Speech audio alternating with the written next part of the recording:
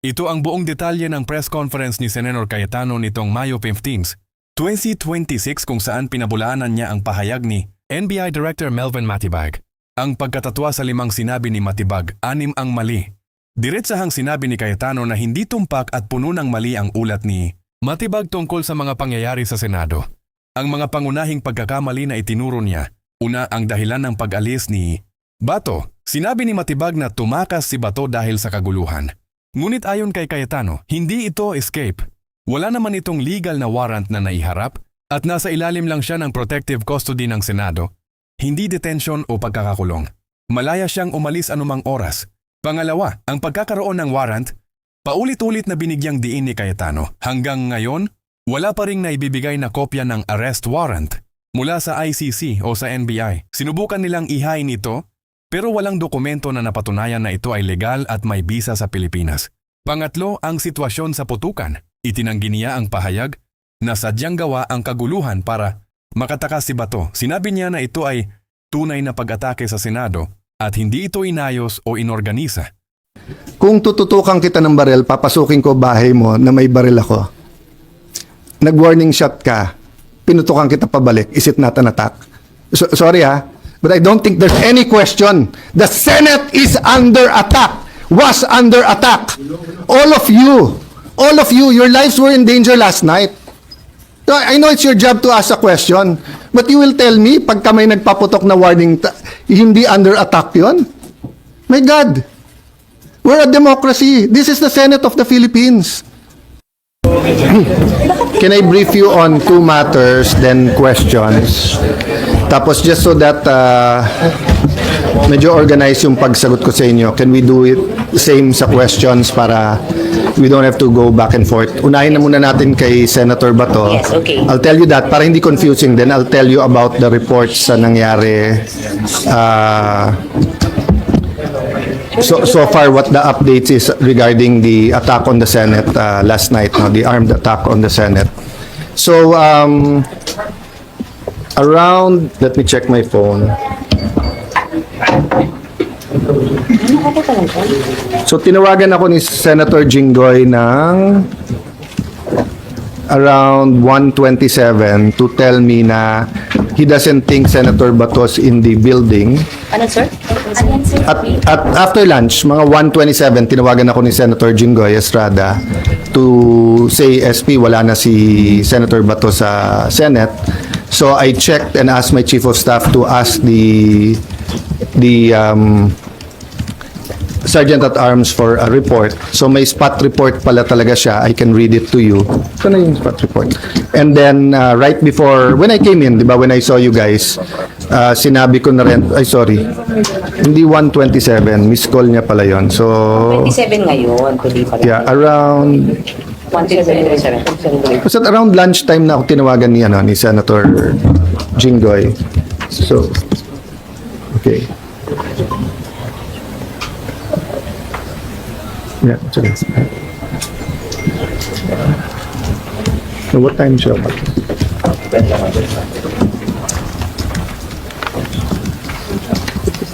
Yeah, what, no, yung not the incident, yung pag-alis ni Bato. Okay.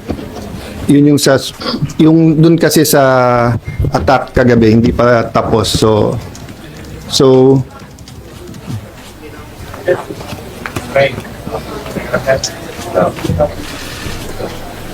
there's a report po anong oras siya umalis.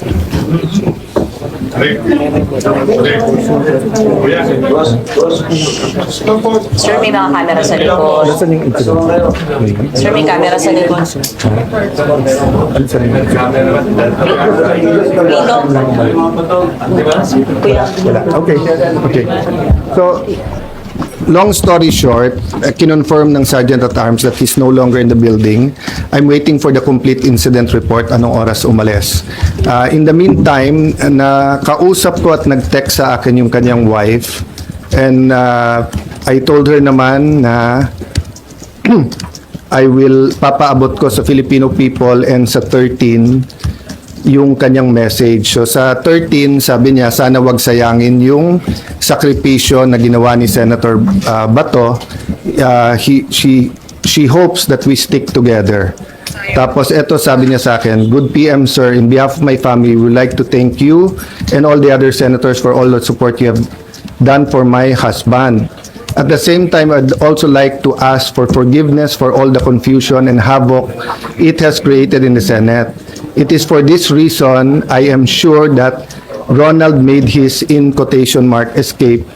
He told me habang tumatagal kasi siya dyan sa loob ay mas nadadamay pa kayo. Alam naming hindi lulusubin ng NBI at CIDG and police o sino pang mga militar ang Senate kung wala siya sa loob. Kaya kahit na gaano siya ka-safe dyan, mas nangibabaw pa rin para sa kanya ang safety ng lahat. Nung umalis ako ng Senate 9 p.m. para umuwi kami sa bahay, last namin na pag-usapan, dyan muna siya mag-stay put. Dyan, yung stay put lang raw siya dyan sa loob kasi safer for him. Total may 72 hours TRO. Nagulat at natakot na lang kami for his safety nung narinig namin na sa labas na siya. Wala sa plano but knowing him, I am sure he took the opportunity nung nagkaguluhan at nagkaputukan na. Pasensya na po sir, mahaba message ko, etc. I really do want to thank you and ask for your forgiveness and understandings. Ito lang ang paraan, hoping you find time to read this message, no? So what I did is I also asked the secretariat, they gave me a report. Up to this point in time, the promise of the NBI director na he will give me at least two things. One, a copy of the warrant officially transmitted, because he told me in front of the other senators na sa kotse lang niya, 3 senators were asking na ibigay na niya sa amin, but he looked at me and said, "Sir, pwede bang formal ko na lang i-submit tomorrow?" So that was Tuesday. It's Thursday, we still don't have it. And he promised me na ilalagay namin under his custody yung Siyam, pero magre-report ka agad about the manner that they tried to arrest Senator Bato. And number 3, in connection with number 2, report dun sa ginulpi nilang isang member ng OSAA. Still zero report from the NBI. So I'd like to clarify to everyone, we did not arrest Senator Bato. We extended the courtesy and the traditions of the Senate that hindi pwedeng mag-aresto sa loob. He's not under arrest from any of us. And so far as we're concerned, there's no warrant of arrest for him. So he knew from the start, I knew from the start, I never hid from any of you. Anytime you ask me, nandiyan pa si Senator Bato, I answered you to the best of my ability. And I told you, nandiyan pa, tinanong niyo how long will he stay, as long as he likes, di ba? So he made that decision on his own. I found out when Senator Jinggoy called me. I had no idea last night because he came pa to see Sec. John Vic.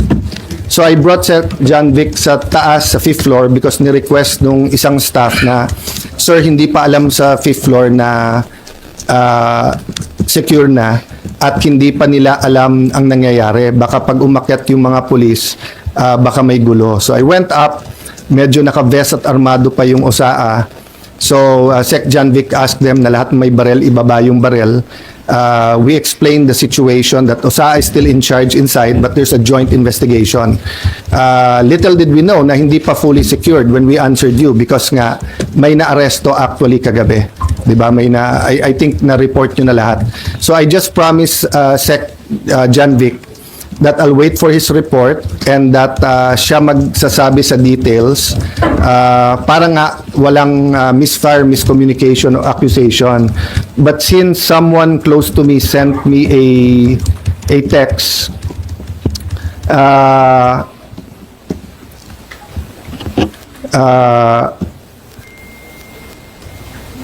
kasi meron nag-send sa akin ito. PNP confirms Browner's statement that 30 shots were fired. All of them came from the Senate, from Cayetano security guard. So first of all, I don't have a security guard. If they're talking about the blue guard, wala akong kasamang security guard.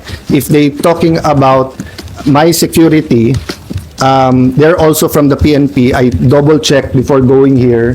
Walang nagpaputok sa kanila. Okay? So anyway, make a long story short, ito po ang text ni Sen. John Vic. The count was 27 from inside the Senate and 5 from the other side, no? So my point is, verbal warning sila. Tigil nyo yan, whatever the words were used. Sino, sir? Sorry, yung OSAA, nag-verbal warning. Okay. Hindi tumigil yung kabilang side from trying to get into the Senate. So nagpaputok sila in the air. Ang problema, nagpaputok pabalik. So eto, whoever the perpetrators was, di ba? Kasi nga, last night, bago umalis si Sec. Remulla, sabi niya, so far they saw 1 bullet. So syempre, nakita ko yung mukha ng OSAA, that's not possible. So someone showed me the video and Mayan nga told me may live nga, di ba? So sinabi ko lang na, Sec, can you allow the OSAA to go inside the kabilang building para may sarili namin investigation? I haven't really had time to look at all the details pa, and I promise si Sec. So the count was 27 from outside, from inside, no? 27 from inside. 27 from OSAA? 27 from OSAA, sir? Yes, na Up. count nung putok. From OSAA. Yes. 5 from the kalaban. Yes. Kasi ang warning shot, itutuloy-tuloy mo yon until nga, kaya mo wina-warning, ayaw mo magkabarilan, di ba? So, kailangan umalis. Okay. But instead na umalis, nagputok pabalik. So, I won't defend or say much more, yun lang. But eto, kararating lang sa akin yung text ni Sec. Remulla. NBI had no warrant to serve. They were requested by GM Wick to secure the Senate building at 5 p.m. They arrived at 6:15, 21 arrived. They were deployed on each floor to secure GSIS. Agent Francisco sitting down on the second floor bridgeway with a white guard when his attention was called by OSAA Aplaska. Sino ka? Sabi Aplaska. Francisco stood up with AR-15 at the sideways sling. Aplaska fired a warning shot. Francisco pulled the trigger. As well pointed, OSAA eventually discharged 27 rounds of 9mm and 40 SW. Francisco discharged 5 rounds. He immediately fled the scene. Sir, can So, you get that?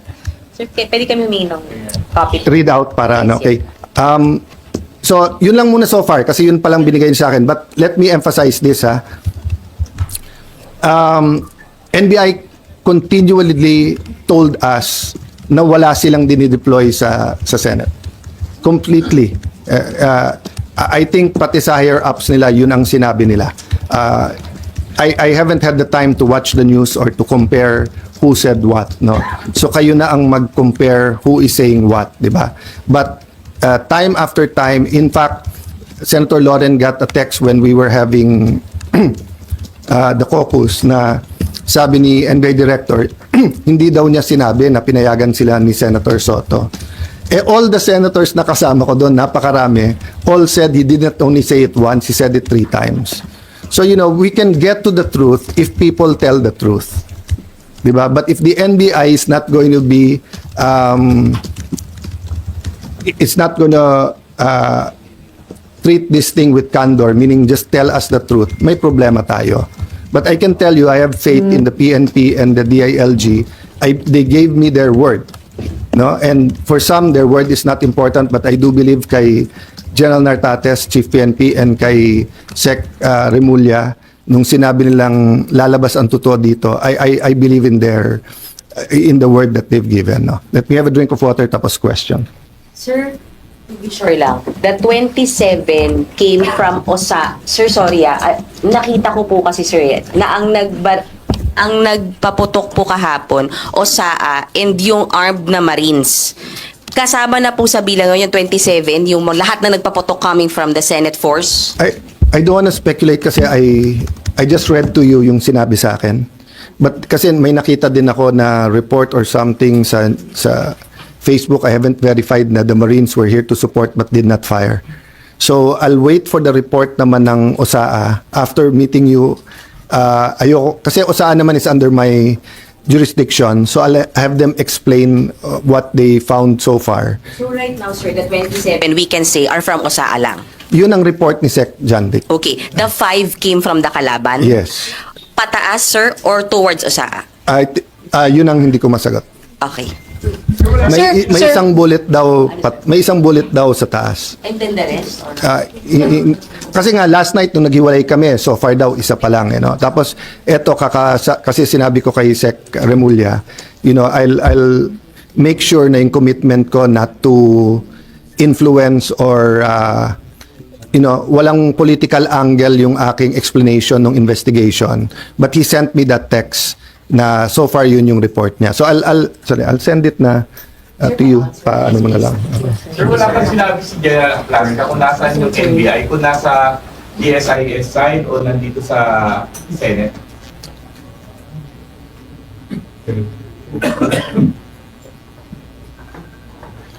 Because nga meron ongoing investigation, I don't wanna speak details for details, but I'll just tell you what he told me last night nung kaharap din niya yung police na nakita nila na nakalagay doon yung letra and everything and winorningan nila. But if I tell you more details than that, pati people will already think or speculate. So I'd rather tapusin nila.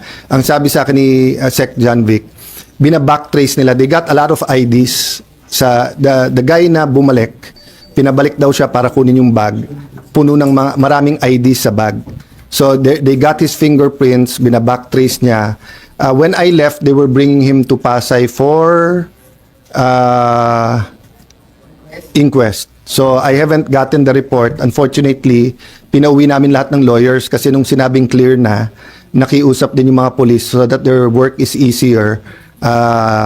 Paalisin na. But can I just mention this, guys, di ba? Unprecedented nung Monday na meron law enforcers na makikipaghabulan sa isang senador. Unprecedented yan. That never happened in the Philippines. Secondly, taking away coup d'etats, di ba? First time then, in my view, na may ganun armed attack. And hindi sila tumakbo, They were somehow holding their ground. All of you were here, di ba? So there's a speculation na gobyerno yun, there's speculation, may nagsasabi, kami daw ni Bato nagplano or kanina tinanong nyo. Legitimate question yung tanong nyo. Diversionary.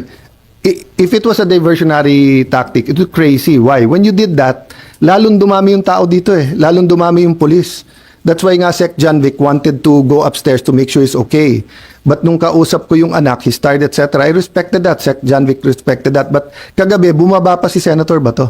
Pero sir, Bumaba pa siya para magpakita That was the last time I saw him. Go ahead. Sir SP, sa binasa niyo po, inamin po ng asawa ni Senator Bato na he used that commotion na yung nangyari para makalabas ng pera. I will not interpret because sabi niya baka. Because he did not escape during after. But ang sabi din kasi nung asawa niya, after niya nakita na someone will go so far as lusubing ang Senate just to get him, that's why he did it. Kasi if I was in his shoes, I will escape when it's least expected. But again, mali yung word na escape because there's no warrant Diba? There's no warrant. So, he's free to go. When you for example, pumunta ka sa simbahan at sabihin mo, I'm seeking sanctuary. Pag gusto mo nang umalis, pwede ka umalis. It happened kay June Lozada. He slept on my couch on the 5th floor. And then, nung sinabi, doon na lang siya sa mga madre. And then, sinabi, doon na lang siya sa Lasal Green Hills. Lumipat siya doon. SP, kung walang warrant, bakit siya nagtago dito sa Senate? Bakit niya? Because sinabol siya ng mga NBI na walang warrant. So, I'm not saying as a fact walang warrant. Excuse me. I'm saying they did not present the warrant to us. And I'm waiting for it. They did not give us. If they gave me the warrant, my advice could have been different. So, same. Kayo nag-seek sanctuary dito. Sabi nyo, sir, media kami, inaaresto kami, wala namang warrant. I talked to the police. Ba't nyo hinahabol? Wala, sir. Or may warrant. Nasaan ang warrant? Wala. Sabihin ko, dito muna kayo sa Senate. 3 days later, wala pa rin yung warrant. Sabihin mo, boss, gusto ko nang umuwi. Umuwi ka na. Diba? So that's the reality. Is it the best? I want him to attend each and every session. I want him to be there. I told him last night, Sen Bato, sana you can attend the impeachment. Sir, It's his constitutional duty. Last follow-up then. SP, do you still consider it as an attack when you mentioned kahit marami na ito rin kami na una pong nagpaputok ng warning shot yung OSAA, hindi yung sabi lang. Okay. Kung tututukan kita ng baril, papasukin ko bahay mo na may baril ako. nag-warning shot ka, pinutukan kita pabalik, is it not an attack? Sorry but I don't think there's any question. The Senate is under attack, was under attack. All of you, your lives were in danger last night. So, I know it's your job to ask a question, but you will tell me, pagka may nagpaputok na warning, hindi under attack yon? My God, we're a democracy. This is the Senate of the Philippines. Please naman. Di ba? Yeah. What do you think happens when there's no democracy? Who's the first casualty? The media. Wala nang media kapag wala. Di ba? Pag sinabing kami muna nagpaputok, umatras sila, or security guard ng GSIS yun, di sabihin nyo, baka ito ay gawa-gawa lang, baka ito ay drama. Pero nagko-focus kami dito, hinihintay namin articles of impeachment, nakita nyo naman lahat ng pangyayari. Napakagaling ko naman mag-orchestrate ng lahat na yan. Kaya kong papuntahin dito mga armadong grupo. You know my history. I've been in government since 1992. Do you have any history of doing that? O sa Taguig, have we done anything like that ever? No, so, excuse me, I mean, I'm not taking offense at the question, but, you know, if you have any doubt, you're doubting our democracy, you're not doubting my statements. Ko lang, sir. Yung kalaban po, pwede na natin sabihin na, sir, sinabi kasi ni Senate Sec Dong Mendoza right after the shots were fired last night na perceived NBI. Are you ready to say that na perceived NBI yung kalaban? Nasabi naman ni Sec Dong yon, at sabi ko sa kanya, I don't blame you for giving them the information on the ground. And Mayan, you ask the right questions. Tama yung direction nyo, etc. But I'll be very fair. When the President called to check how we are, and when the President said, it's not government, it's not the AFP, it's not the PNP, it's not the NBI, of course, he's the President. I'll give him the benefit of the doubt. I'll assume. But I told him, but Mr. President, we have a bad experience sa NBI. They haven't been truthful with us. Having said that, Sec John Vic assured me, walang whitewash to. So he told me some of the information even before we got home kasi I'm sorry for the reaction but you know, people risked their lives yesterday. One of our nagugulpi na yung isang the others could have done this. What I want to prevent is that, you know, there are certain things in life na may red line yan. Di ba? Di ba? Yung you don't, you know, you respect your parents, unahin mo yung mga tatanda, di ba? Pero kung yun ay mga normal na kabastusan, di ba? But you don't attack Malacanang. You can march, you can protest. You don't burn down the Supreme Court, and you don't attack the Senate in an armed manner. Di ba? It was 100% an attack. If it turns out sa investigation na sira ulo lang yon, na he lost his mind, then a question ko, how did he get the IDs? How did he get in? How did he get? If it was government, then I'm sure the President will act upon it, di ba? So I don't know right now, and I don't want to give details, but sinabi na but yung binasa ko sa iyo, galing na kay Sec John Vic yun. So, at sinabi niya, NBI yun. Sir, paano napasok? Sir, sinabi ni Sir John Vic? Yeah, NBI? So, my staff was just pointing out that there's still difference between yung sinasabi ng PNP or ni Sec John Vic at yung sinasabi ng OSAA. That's normal in the investigations. That's why sabi namin, mag-joint investigation tayo.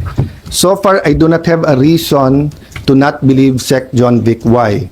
First, nung nakita yung bag at sinabing, pag nabalikan yan, mahuhuli natin or paamoy natin sa aso kung may barel, he didn't have to tell me that. But he did at may nahuli.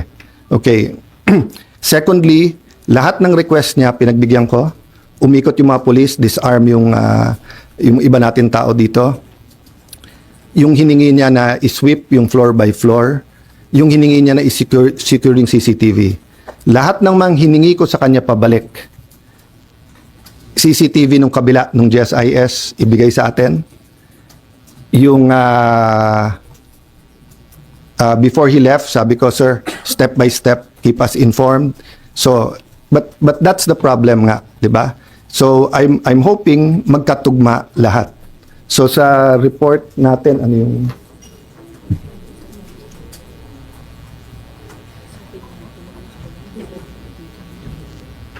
Yeah. So, sa report kay Sec. John Vic nakababa yung barel. Sa report sa atin, the Sergeant of Arms asked the individuals to identify themselves. Sino yan? A loud male voice from outside answered, NBI. At that moment, one of the armed individuals was seen immediately raising and aiming a long firearm toward the direction of the QRT, PNP, and OSA personnel. The Sergeant at Arms ordered the individual to lower his firearms on the ground. The individual failed to comply, instead assumed a tactical position, prompting the Sergeant at Arms to fire warning shots, after which the exchange of gunfire followed. The exchange lasted approximately 3 minutes. So, siguro you could see why I was upset. Because yung Sergeant of Arms, hindi ako naglagay niyan, ha? I wasn't Senate President before this. I forget now kung si Senator Cheese or Senator Subiri, no? But he's a respected general, okay? And you don't get to be a respected general by being a cowboy or gung-ho na hindi ko lang gusto mukha mo, paputok na, 'di ba? So when he reported that, may assumption of regularity, but I told Sec. John Vic, if you want anyone to excuse themselves from the investigation because they themselves investigation, ako, kung gusto niyo ako imbestigahan, I will excuse myself from the investigation. So ganun kami ka-open para malaman nga natin. Because nga, you know, when you get used to something, it becomes regular. So because we got used to may nag-hold up sa mga kantong madidilim, parang pag news, sige news pero okay lang. So you remember the first time na may na-rape na 2-year-old or 3-year-old, how outraged everyone is? People are still outraged, but when people realize that Shabu does that to the mind, di ba? Parang nagiging normal sa iba eh, which we cannot allow to happen. So whether it's a heinous crime or an attack on the Senate, we cannot allow that to become the new normal. No, that's why until this point, 'di ba? I've been totally logical reason. But you know, to say na kami pa umatake doon and everything, I could have, if Senator Bato and I wanted to plan him going out, it's very simple. Sumakay siya sa kotse ko, and I'll bring him out. Why? Hindi naman siya under arrest eh. Di ba? So I do not know why he did it that way. I haven't talked to him. Di ba? But what I know is that he's not under arrest and hindi pa pinapakita hanggang sa amin ngayon ng NBI. But I do believe the President that he did not send anyone here to enforce that warrant. So ang question ko nga is, why were they here? And pag ikaw ay nakita na at sinigawan, even assuming tama, nakababa yung barel, nagpaputok ka sa taas, warning shot, what do? Don't you show your badge and say, and put up your hands and leave? Bakit siya nagpaputok pabalik? Knowing this is the Senate. So, for me, you know, we really have to know the truth. And by the way, that's why the last statement I told Secretary John Vic and Chief PNP Nartates before they left is that please use all your powers in intelligence, in peacekeeping, etc., to make sure no untoward incident sa impeachment. Nung una nga, parang ang reaction, akala nila I was talking about government. No, sabi ko, I'm asking for your help, your expertise. Tell me what we need to do because nga, this simply cannot happen. You know, if that happens, people are going to just keep pointing fingers. Sasabihin nung itim, gawa nung puti. Sabi nung puti, gawa nung itim. Sabi nung pula, gawa ng blue. Hindi tayo matatapos dyan. But I believe they're using forensic science to, the fingerprints, the CCTVs and everything to get there. Sir, paano nakapasok? Sir, paano nakapasok yung armed men? Sorry? Mawawala na po ba yung protected custody ni Senator Bato after nangyari? Well, you're under protection while you're under our custody. Diba? So, for example, yung kay Jun Losada, it was a different situation, but he was still under the protection because nagpaalam siya. Nalilipat kami ng Green Hills. So, I will still insist on his rights. Diba? So, meaning, if he'll be arrested now, I'll go to him and I'll just ask, sino nag-aresto? Do you have a warrant? And if they say it's a foreign warrant, I will ask them, pwede bang sa korte natin dalhin to, hindi sa Hague? Pwede ba siyang, di ba? So do that. But pag nandito sa building, syempre, I have to look muna ano yung warrant at alam nyo na yung stand ko. So in that sense, parang siya nag-voluntary umalis sa protective custody ng same example ko sa inyo kanina, di ba? If the media comes may naghahabol sa inyo, hindi nyo sure kung police, hindi, wala namang warrant, pero yung tingin nyo wala na yung threat, gusto nyo na umuwi, pwede naman. Sir, paano nakapasok yung army men? I don't, as of this time, I don't know. Yeah, as of this time, I don't know. Sir, also, on ba to? Well, kasi yung nahuli, inutusan daw siya to retrieve the tactical bag. So that means, the tactical bag. So that means they were already inside. Oh, kasi medyo nagpipilit akong lumabas sa office nung nangyari. Pero ayaw ng mga security. And they said hindi talaga secured dito. And Secretary John Vic told you NBI. Yun ang request niyo, Secretary John. Yung sinabi niya kagabi, ayokong kasi usapan namin hindi mo na babanggitin, but yung binasa ko sa inyo ngayon galing kay Sec John Vic. John Vic, Oo. naglag- May konti lang difference kasi sa by the way, hindi ibig sabihin galing kay Sec John Vic, sinabi niya. Ibig sabihin yung investigation nila nakababa yung barrel as of yung atin nag-tactical position sila.